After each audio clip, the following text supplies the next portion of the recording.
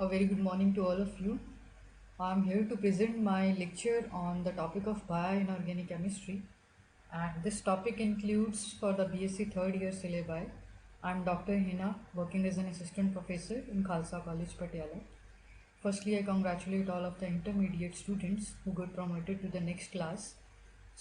I have chosen the topic of bioinorganic. This is a part of your syllabi, and initiating with this topic, it is the rapidly developing area of chemistry because of its importance in the various biological systems. And the essential biological role of the few elements have been known from the many years. And this presentation will focus mainly on the importance of the metals, non-metals, and their compounds in the biological process. So firstly, the brief introduction. What do you mean by bioinorganic? It's a branch of science which relates the inorganic chemistry with the life processes by recognizing the role of metal in the normal growth and function of biological process. It basically highlights the role of metal ions in biology and as well as playing a role of a rapidly developing area of chemistry. So earlier we think that chemistry of life is solely composed of organic molecules, but it's a wrong concept because by studying the bioinorganic chemistry, we came to know that there is a long list of inorganic compounds which are essential for the living systems. For example, the skeletal and integumental materials in the higher animals is mainly composed of inorganic materials, and the lifetime consumption of oxygen by the living entity is the major fraction of its material needs. So in addition to this, water, oxygen, calcium phosphates, calcium carbonate, these are the major inorganic constituents which are required for our day-to-day activities. So then we divide our elements into the essential and non-essential elements. My earlier lecture was on the periodic table in which you came to know about the different kind of the metals and non-metals are present. So out of all the known elements in the periodic table, it is about 30 elements that have been recognized as essential and which are playing the indispensable role to the life. So out of these 30 elements, 15 of them are known as the metals. Essential elements are needed for the growth as well as normal functioning of animals as well as plants. Absence of these elements results in severe malfunctioning of the living organisms. So thus element it may be considered essential when it is insufficient, but its restoration relieves the impaired function. And whenever these essential elements are required in the bulk amount or in the macro amount, then these essential elements are known as the bulk elements. So absence of these elements basically leads to malfunction, and these are required for the maintenance of the life of plants as well as animals. The major examples include calcium, hydrogen, phosphorus. These all are the bulk elements or the essential elements. On the other hand, we have non-essential elements which are not required for our body and which do not play any positive role in the biological system. But absence of these elements do not affect the body of an organism. So these are the broad categorization of essential as well as non-essential elements. So then we more elaborate this topic, the classification of the essential elements. So I told you earlier, bulk structural elements, mineral elements, trace elements and ultra trace elements. I divided further ultra trace elements into the metals and the non-metals, and these all are the metal presents which are present in the bulk amount, in the mineral content, in the trace amount or in the ultra trace amount which are required for our functioning of our body. So first categorization includes the essential bulk element which includes the sodium. We all know that sodium plays an important role in the sodium potassium pump, and it is also a major cation for the extracellular fluid in the animals. It required for the normal functioning of the nerve. Sodium chloride, it helps in the osmotic regulation as well as of our body and the tissue fluids, and it also serves as the essential activating ion for the specific enzyme activity. We already know that sodium and potassium, these are essential for the various life processes. For example, we need at least 1 gram of sodium ion per day in our diet. However, because of our habits to adding the salt on the food, some people consume as many as 5 times more than the required. So however, the intake of potassium is not a problem, but intake of sodium is quite a problem. So instead, potassium deficiency is the more common as compared to that of the sodium deficiency. So next is the potassium. It is also helpful in maintaining the electrolytic balance in our body cells, manages the BP as well as heart functioning properly. It assists the nervous system by aiding in the correct function of the tissues. It aids in the waste removal process as well and enhance the muscle control growth and the health of the cells. So on the right hand side, the picture depicts the food items which are rich in the potassium and which can help in maintaining the pH level of our body. Next metal ions includes calcium as well as magnesium.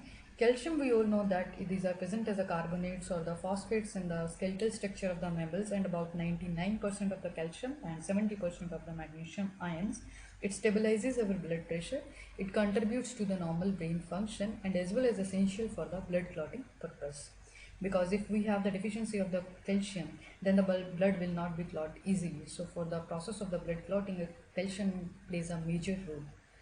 On the other hand, magnesium is a constituent of the bone and it's present in the chlorophyll as well.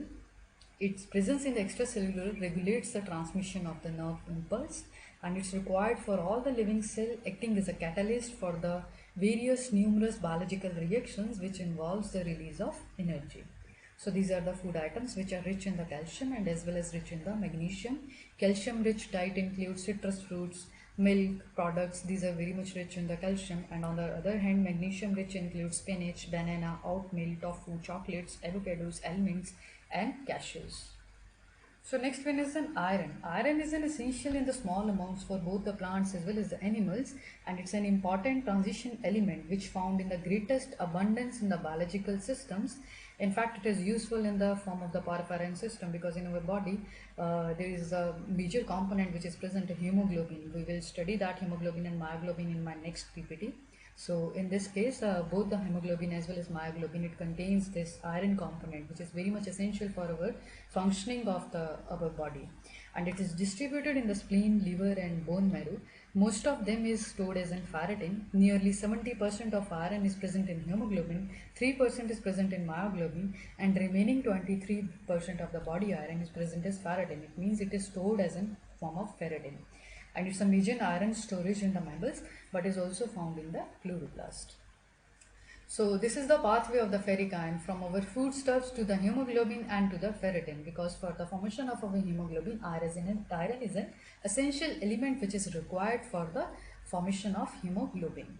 So ferric ion of our dietary material, it is reduced to ferrous ion. Ferric ion means Fe iron atom present in the +3 oxidation state, whereas ferrous ion, it means iron is present in the +2 oxidation state. So basically from the dietary materials we got ferric ion which is reduced to ferrous ion in the gastrointestinal tract, and after its reduction or conversion, the absorption into the cells of intestinal mucosa, and ferrous ion is incorporated into the ferritin or as in ferric ion where it is stored for the further purpose.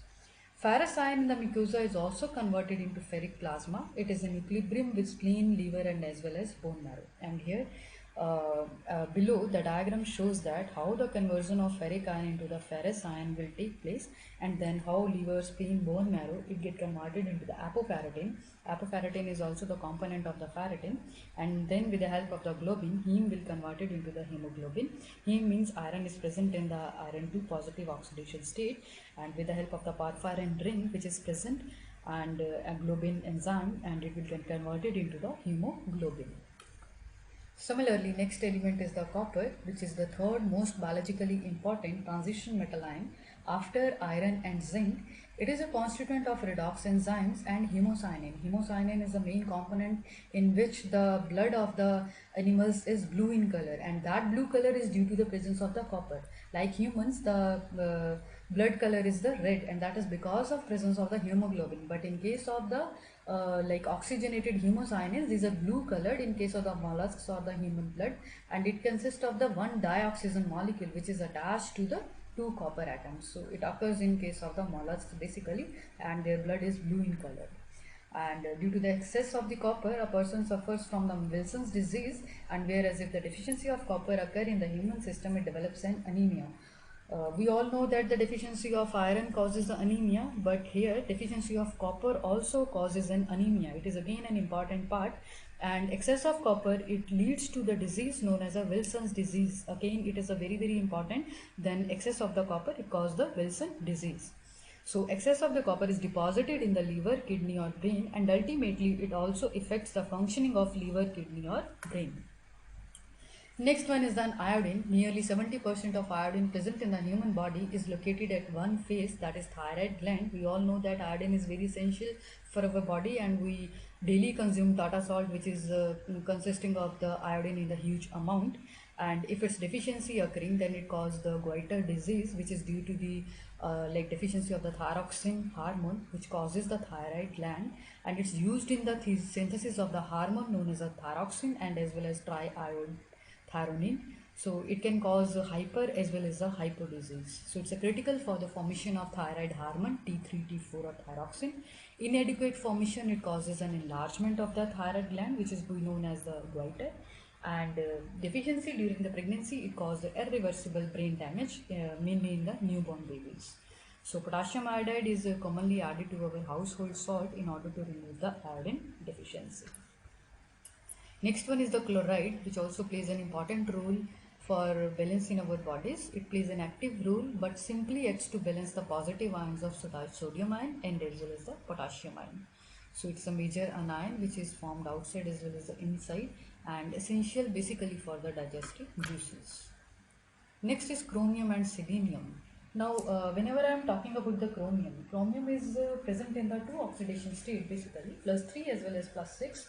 And when I am talking about +3 oxidation state, it is very much essential for our body, and it plays role in maintaining the blood sugar level as well. But if I am talking about chromium +6 oxidation state, then it is very very toxic for our body. So in case of the industrial wastewater also, there are the various research papers on which the removal of the chromium 6 ion from the water for the taking place. So basically chromium is present or a trace mineral which is essential for the normal functioning of insulin, but here chromium is present in the +3 oxidation state.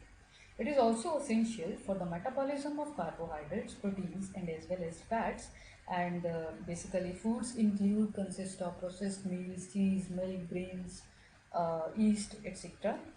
And on the other hand, selenium, which deals to the family of oxygen and known as a chalcogen family, along with vitamin E, it works as an antioxidant which prevents the damage of cells, and which is also essential for the normal functioning of thyroid gland. So in addition to the iodine, selenium also plays an important role in the normal functioning of thyroid gland. The sources which are rich in selenium includes meat, seafood, nuts and cereals. Next is nickel. Nickel is an essential trace element which is required for the plant urease. It is highly toxic to most of the plants and moderately toxic to the mammals. It is carcinogenic if it is present in the large concentration, but its deficiency in food, it slows down the functioning of liver. So basically, excess of everything is bad. So every element should be present in the adequate amount.